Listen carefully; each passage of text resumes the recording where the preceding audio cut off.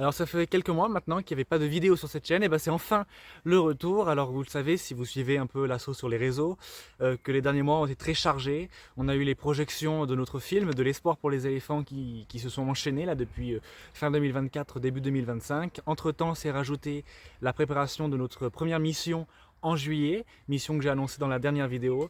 Donc là je vous fais un petit bilan de tout ça avant de prochaines vidéos qui vont être beaucoup plus précises sur la suite de nos activités. Alors la mission en juillet, je vais commencer par ça parce que je vais vous en dire beaucoup plus, vous livrer beaucoup plus de détails à ce sujet-là dans de prochaines vidéos.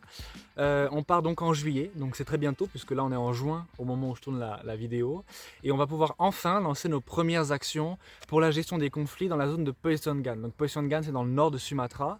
C'est la zone dont je parle justement dans le film, si vous avez pu venir le voir durant les projections. Il y a donc énormément de conflits, très fréquemment, 10 à 20 fois chaque mois dans la zone, une véritable urgence. Il faut absolument agir et heureusement on a avec nous des équipes sur place qui essayent déjà, qui portent des initiatives déjà pour protéger les éléphants et se protéger eux-mêmes des conflits. Tout se prépare très bien, on avance vraiment très vite et j'en suis très content. On a 3 grandes actions à mener sur place qui concernent le déploiement de patrouilles autour des terres humaines, autour des villages, des terres agricoles pour maintenir les éléphants à l'écart des zones de conflit, le déploiement aussi d'outils de soft mitigation dans la zone. Donc voilà, il faut préparer tout ça. Là, j'ai quelques réunions en ce moment avec les équipes sur place. Les échos sur place sont justement très positifs, autant venant des équipes dont je viens de parler que des ONG avec lesquelles on va travailler, que des autorités locales aussi. Donc c'est une très bonne chose. Notre plan d'action, il est terminé, ça peut-être que je l'avais déjà dit, mais je le redis et c'est une excellente chose aussi puisque donc ça cadre vraiment notre projet, ça devient beaucoup plus concret et donc là aussi je vais vous le présenter dans les prochaines vidéos. Donc bref, j'en dis pas plus, je reste évasif puisque vous aurez toutes les infos très bientôt.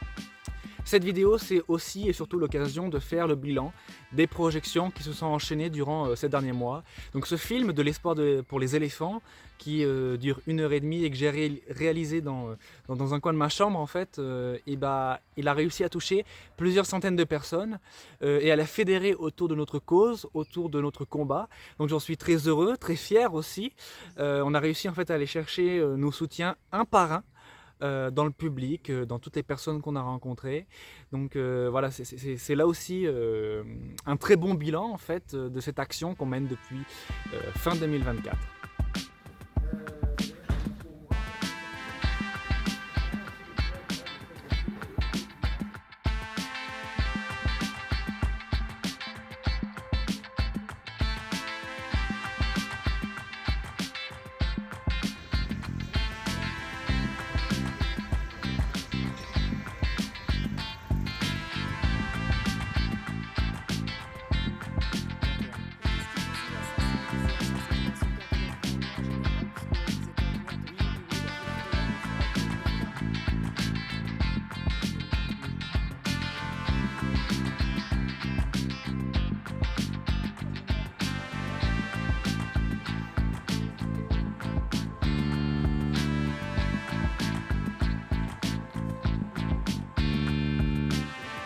Dépasse tout ce que les technologies humaines sont capables de mesurer.